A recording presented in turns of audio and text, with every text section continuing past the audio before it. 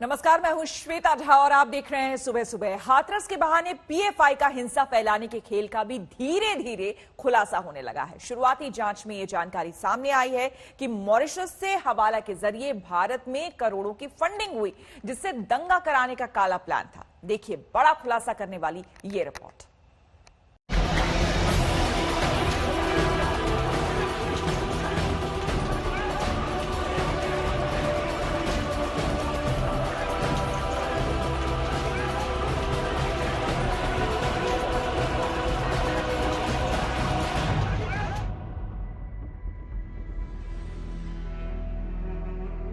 पहले दिल्ली में दंगे करवाए, फिर बेंगलुरु में बवाल किया, अब हाथरस में हिंसा का प्लान।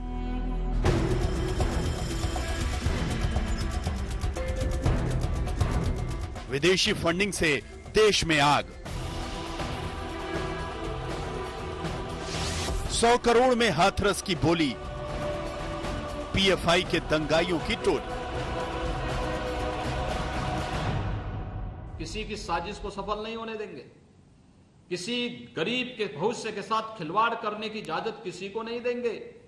ये सभी षड्यंत्रकारी बेनकाब होंगे और बेनकाब होने के अलावा कानूनन कार्रवाई भी सख्ती के साथ ऐसे तत्वों के साथ हम लोग करेंगे। मुजफ्फरनगर का अतीकुर रहमान, बहराइच का मसूद अहमद, यूपी के रामपुर का आलम और केरल के मल्लपुरम का सिद्दीकी कप्पन। 2 दिन पहले ये चारों मथुरा से पकड़े गए। इन चारों के पीएफआई से संबंध बताए गए।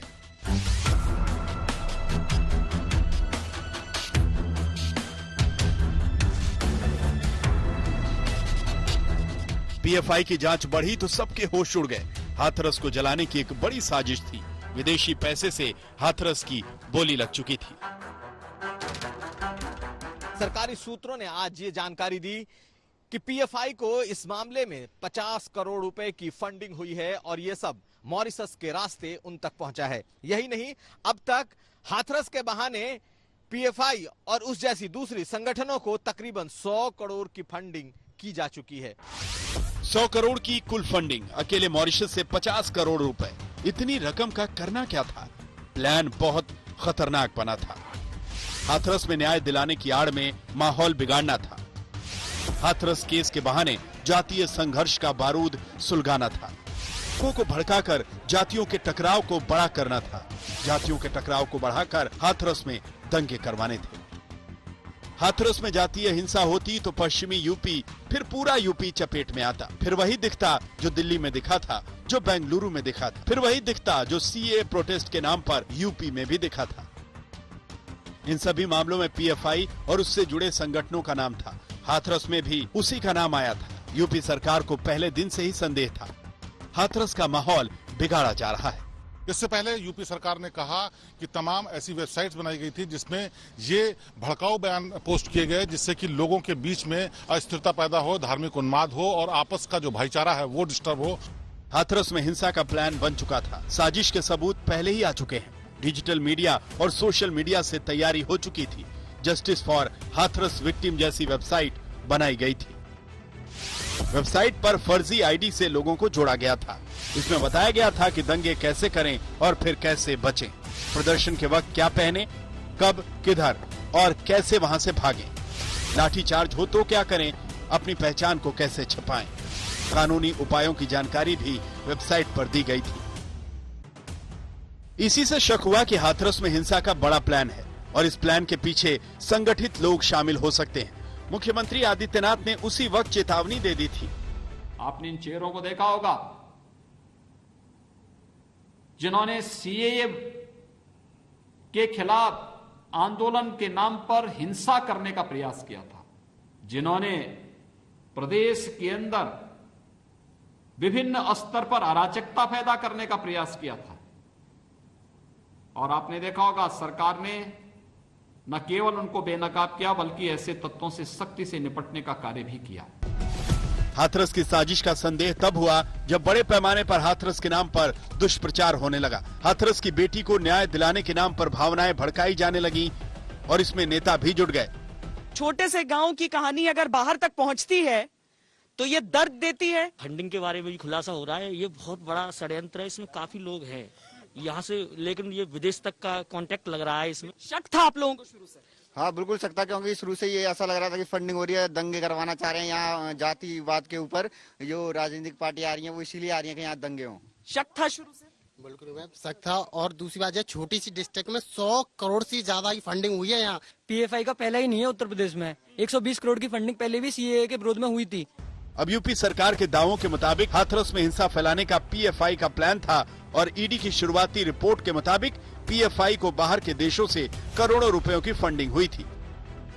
हाथरस के केस में पीएफआई से जुड़े 4 लोग पकड़े जा चुके हैं। इन्हें आज 14 दिन की न्यायिक हिरासत में भेजा गया। यूपी सरकार के एक्शन से पीएफआई बौखला गई है। Now the UP government is coming up with all cooked up conspiracy theories and trying to link Popular Front of India.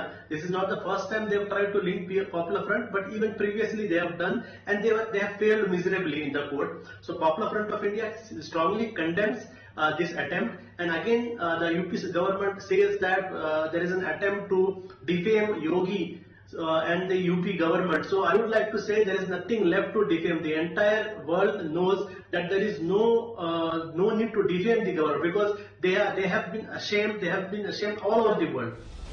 लेकिन पीएफआई पर सवाल इसलिए भी है क्योंकि बार बार हिंसा के मामलों में इसी संगठन का नाम आता है और इसे बैन करने की मांग उठती है। हाथरस से श्वेता सिंह और लखनऊ से कुमार अभिषेक के साथ शिवेंद्र श्रीवास्तव, आज तक। और अब हम आपको ले चलते हैं हाथरस। हाथरस की पीड़िता के परिवार को इंसाफ देने की बात सुप्रीम कोर्ट ने की। खुद मुख्यमंत्री योगी आदित्यनाथ ने पीड़िता के पिता से बात की थी और इंसाफ और सुरक्षा का भरोसा दिया था। आज पीड़िता के परिवार के घर पर सीसीटीवी कैमरे भी लग गए, मेटल डिटेक्टर लग गया और पुलिस तैनात है। इस 3 लेयर सिक्योरिटी के बावजूद पीड़िता का परिवार गांव छोड़कर जाना चाहता है। आखिर क्यों?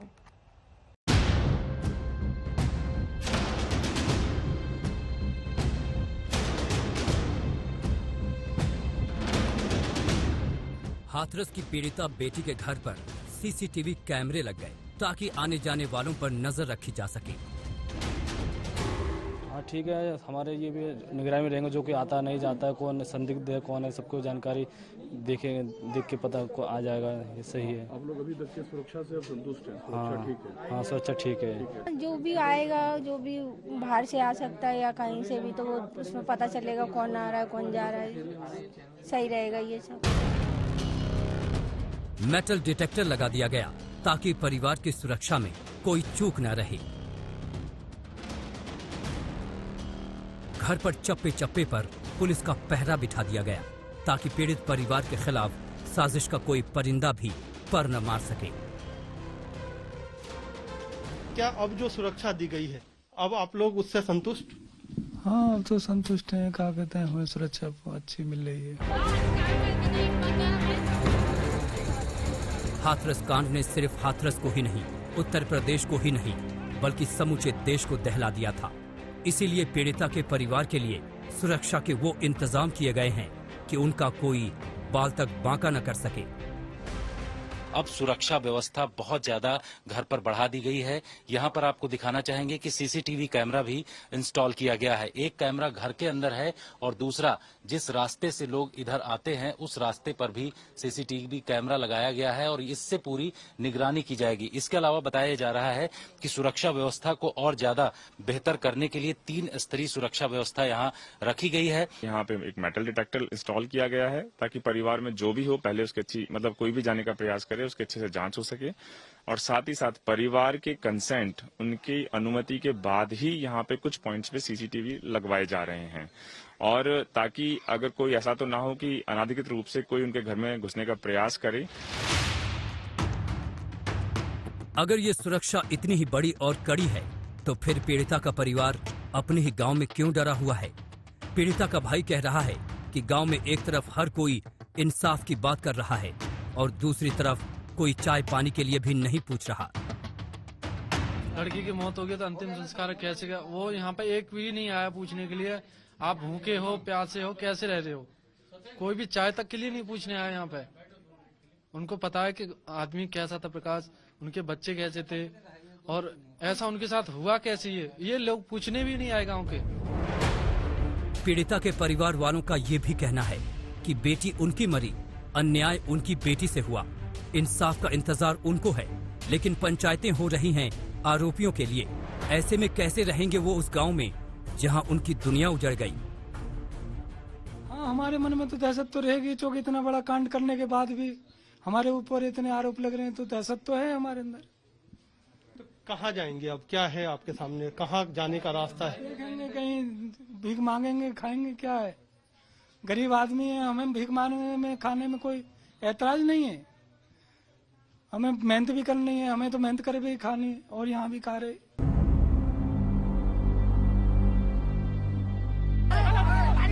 29 सितंबर को हाथरस की निर्भया की मौत हो गई थी। उसके बाद उसके गांव में आक्रोश की चिंगारी उठी, सियासत का भूचाल आया। इन सब के बीच अगर पीड़िता के परिवार वाले डरे हुए हैं तो इसके कारणों में एक कारण तो ये है कि आरोपियों के लिए 2-2 बार पंचायत हो चुकी है। दूसरा कारण उनका ये आरोप है कि उन्हें लगातार धमकियां मिल रही हैं और उन्हें डराया जा रहा है। तीसरा कारण परिवार की ये सोच है कि अगर सांसद पर स्याही फेंकी जा सकती है और भीम आर्मी वाले चंद्रशेखर को धमकी मिल सकती है तो उनकी क्या हैसियत है। चौथा कारण पीड़ित परिवार का ये आरोप है कि उनका सामाजिक बहिष्कार हो चुका है। गांव के हालात अब इतने ज्यादा बिगड़ चुके हैं कि पूरा सब लोग इकट्ठे होकर दबाव पूरी तरह से हम कर रहे हैं, हर तरीका से मोड़ दे रहे हैं। तो इस गांव में हमें रहना बहुत ज्यादा ठीक नहीं है, क्योंकि बहुत ज्यादा हर तरीका से तरह के अफवाह उड़ा रहे हैं। ऊपर से ऊपर मारने की धमकी दी जा रही है छोटे भाई को। जब एक संदीप नहीं रहेगा तो दूसरा संदीप कैसे रह पाएगा, ये भी हमने सुना जा रहा है। सरकार कहती है कि उसके लिए न्याय की तराजू पर दोनों पलड़े बराबर है, लेकिन पीड़ित परिवार कहता है कि ये न्याय कैसा हुआ जहां आरोपी और पीड़ित दोनों के लिए पलड़े बराबर कर दिए जाए। और यही वजह है कि अब परिवार ये साफ कहने लगा है कि उसे गांव में डर लगता है। उत्तर प्रदेश सरकार ने पीड़िता के परिवार को अपनी तरफ से मदद का भरोसा दिया है। इसमें एक नौकरी, एक घर और 25 लाख रुपए की आर्थिक मदद है। इसमें 25 लाख रुपए दिए जा चुके हैं। अब परिवार चाहता है कि उसे घर मिले तो जरूर, लेकिन कहीं शहर में।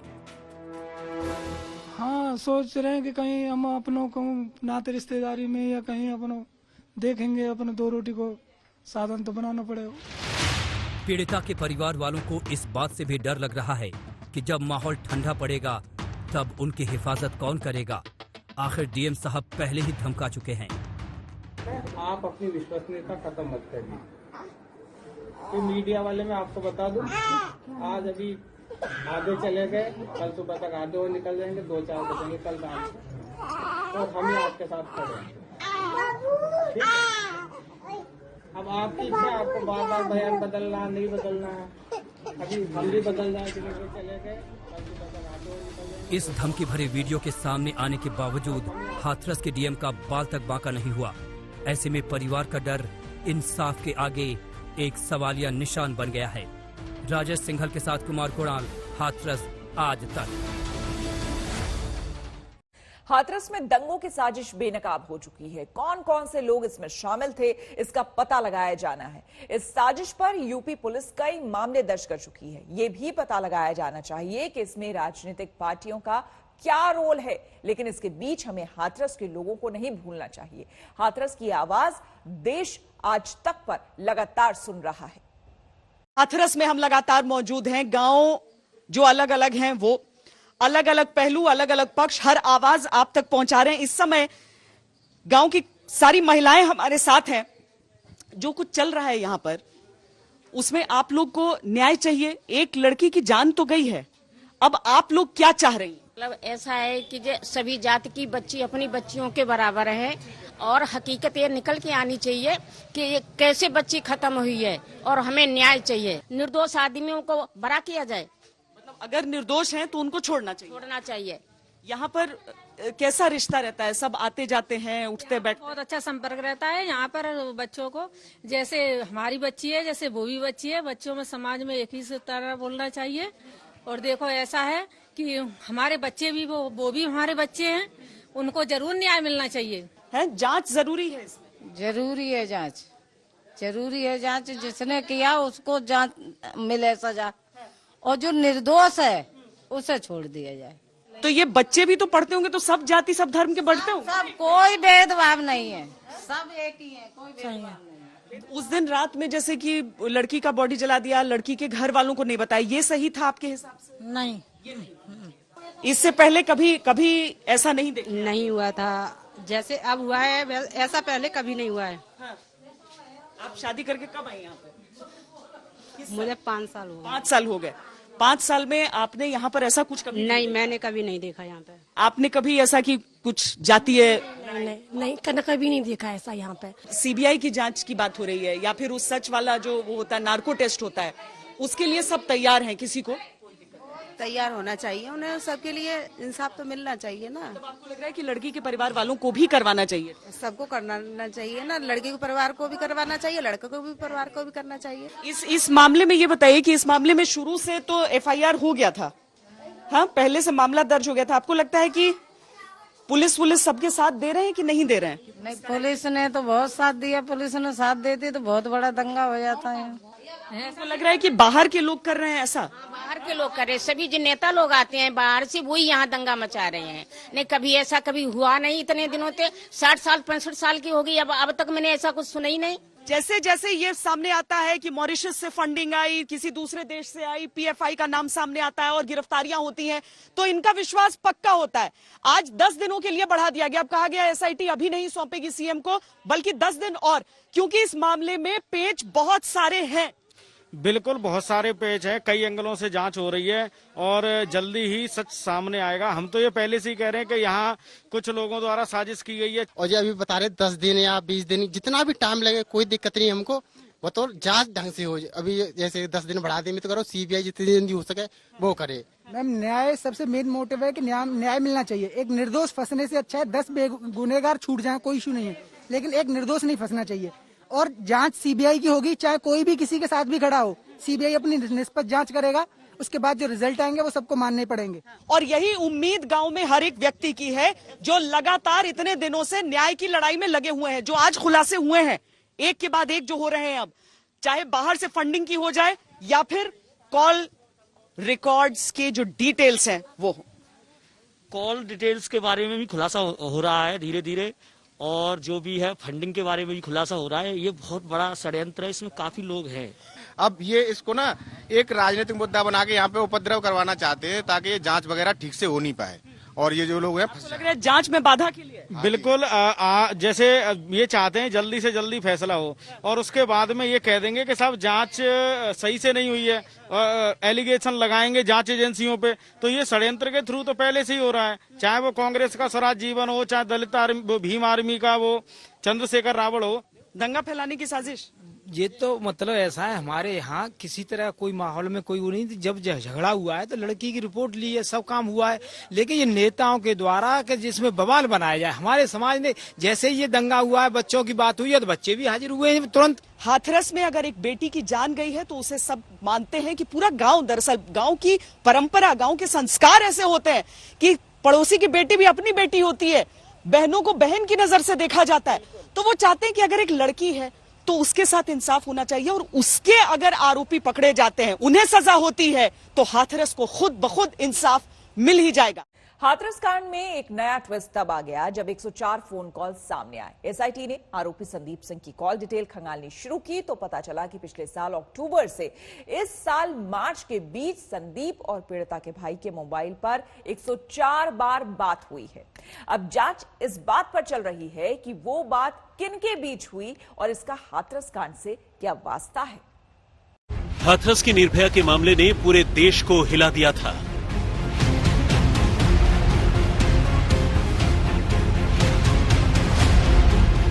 इस मामले की जांच तेज हुई तो एक से बढ़कर एक खुलासे होने लगे। उसमें एक बड़ा खुलासा हुआ आरोपी की कॉल डिटेल से। उसमें एसआईटी को बेहद चौंकाने वाली जानकारी मिली है। हाथरस कांड के जिस संदीप को मुख्य आरोपी बताया जा रहा है, उसके फोन डिटेल में पीड़िता के भाई का नंबर मिला है। आज तक को ये खबर मिली है कि आरोपी और पीड़िता के भाई के नंबर पर लगातार 5 महीने तक बातचीत हुई थी। बातचीत का सिलसिला 13 अक्टूबर 2019 से 20 मार्च 2020 तक चला। लेकिन पीड़िता के भाई का कहना है कि ये कॉल डिटेल भी उनके खिलाफ एक साजिश है। घर का फोन है, वो घर का फोन है, करीब 18-20 साल पुराना नंबर है वो हमारा। पर जो बात बता रहे हैं कि आपकी बात होती रहती है, ये भी गलत बात है बिल्कुल। इन फोन रिकॉर्ड ने एसआईटी को चौंका दिया है। इसी खुलासे का पीछा करती हुई जब जांच टीम और गहराई में उतरी तो नए नए ट्विस्ट आने लगे। जिस नंबर पर आरोपी संदीप से बात हुई थी वो पीड़िता के भाई के नाम पर है, लेकिन उसका इस्तेमाल पीड़िता की भाभी करती थी। यूपी पुलिस के मुताबिक पीड़िता के भाई के मोबाइल फोन से आरोपी संदीप के मोबाइल पर 62 बार कॉल की गई और संदीप के मोबाइल से पीड़िता के भाई के नंबर पर 42 बार कॉल आई, यानी दोनों फोन के बीच कुल 104 बार बातचीत हुई। ज्यादा कॉल के वक्त दोनों नंबर की लोकेशन चंदपा थाना क्षेत्र की थी। इस कॉल डिटेल से लगता है कि आरोपी संदीप और पीड़िता के परिवार के बीच जान पहचान थी। हालांकि ये कहना मुश्किल है कि पीड़िता के परिवार में कौन बात करता था, लेकिन पीड़िता के भाई का कहना है कि उसकी बहन तो फोन का इस्तेमाल ही नहीं करती थी। अब इंतजार है इंसाफ का और इसमें एसआईटी की जांच से इंसाफ के रास्ते आगे खुलेंगे। मौसमी सिंह के साथ कुमार कुणाल, हाथरस, आज तक।